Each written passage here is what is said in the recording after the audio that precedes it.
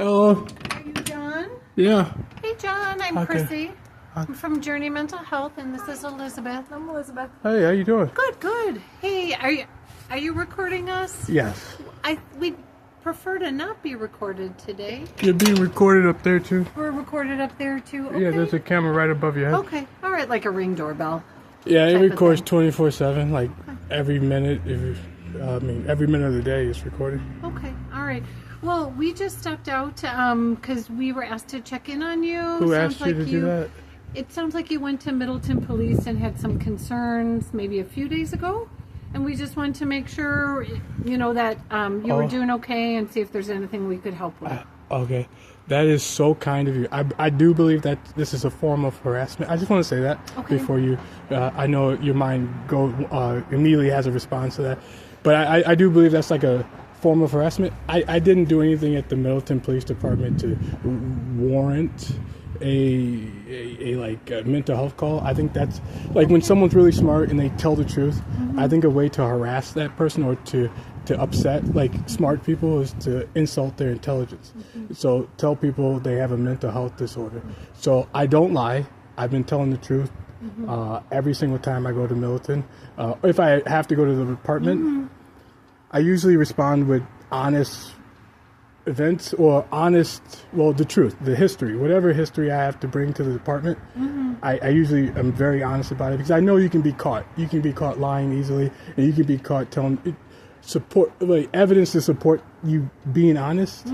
It's always around. It's everywhere. There's cameras everywhere. There's eyewitnesses everywhere. People who don't come forward and say, yeah, I saw that same thing, or are too afraid to do so because they don't want to be hurt or retaliation. The same events that happen to me to happen to them. So everything I told the Middleton Police Department was the truth, and I think they got mad because it means that officers are going to get in trouble because of police officers do bad things all the time, and they can harass people in the community, and that's a well-known thing like throughout the nation.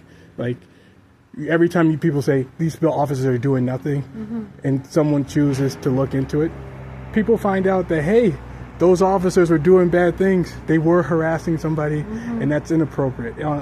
Especially if you come from an education, a perspective of gravity, where you believe in reality, you believe in the important things of like being honest, and not like the social beliefs. Like your decisions aren't guided by your social beliefs. Like I think this person's a bad person, so I'm going to do things to him to prove he's a bad person. And that's what the Middleton Police Department officers have been doing for 6 years. I've been saying the same thing to them for the last 6 years.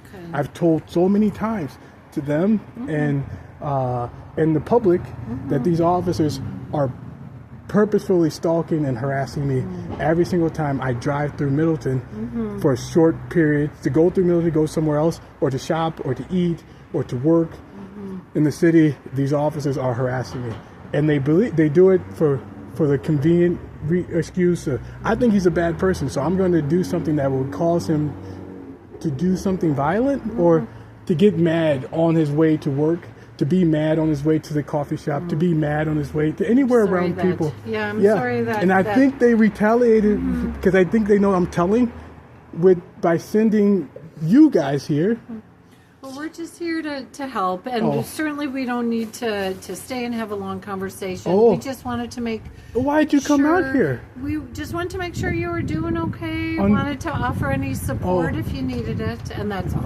But isn't there like more details beneath the surface of what you just said? No, that's what we do, and you are not the only person that we have checked on. We just check on folks that have contact with police and say, hey, you need anything? You need any support or any services? And if you say to us, hey, I'm not interested, that's all we need. I think that's a form of harassment, though. Like for an officer to make that decision, like for someone who's being honest, who is very cognitive, like very thoughtful, very intelligent, to have a harassment that basically implies if you have a mental health disorder, you don't have. I'm sorry, I'm trying to look at your name tag, that says you don't. That basically implies beneath the surface that you aren't perceived. We're not implying that. Yeah, but when you arrived, you did. You know what I mean? When you arrived here and said you work for a mental health organization, you're basically implying whether you want to or not that the person you're approaching is somehow perceived as not intelligent or not cognitive enough to perceive reality as it is, or to not be able to tell history the way it has occurred in the past, or the way it's occurring presently, or to predict the future within reason of a sane person.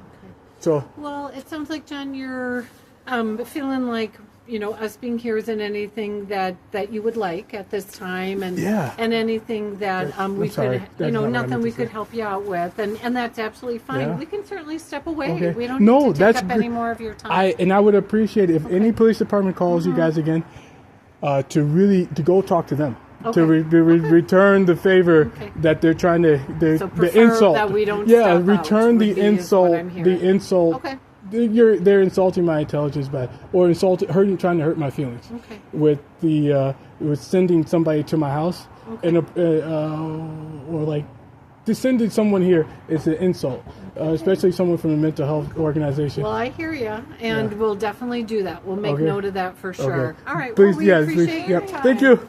Right. You guys have a great day. You too. All right. So I wanted to add something really quick. People keep trying to get me to have sex with older ladies or 20-year-old women. So this was this is a harassment on top of harassment. So if you're very intelligent, you layer your harassment on top of harassment. So psychological harassment, I'm not that intelligent. The second thing is psychological harassment on top of sexual harassment, with including gay culture. So gay culture dictates a man like myself wouldn't be able to have sex with a woman his age. So a 30-year-old woman. So keep sending women who are too old and women who are too young to be around him. So everywhere I go, you'll always notice in the past there have been women who are too old and women who are too young for me to have a relationship with them, like a long-term healthy relationship with. So the best bet is to find somebody your age. So it was more psychological harassment. And if you knew history or you can tell history, that's what you just saw. That's more of what you just saw. And they wanted to come here and escape the gravity of their actions. The harassment by the Middleton Police Department, they sent these women here hoping I wouldn't record them or tell anybody what they did, or that they came here to harass me. Or that I was too dumb to know what psychological harassment is. So the Middleton Police Department did a very bad thing. They violated my civil rights, and they just sent people here because I went to them and I told on them. And then I proved I was right. So they retaliate with psychological harassment and insult somebody's intelligence. Harass them with psychology. They're stupid. I'm going to tell that they just did this stupid crap again.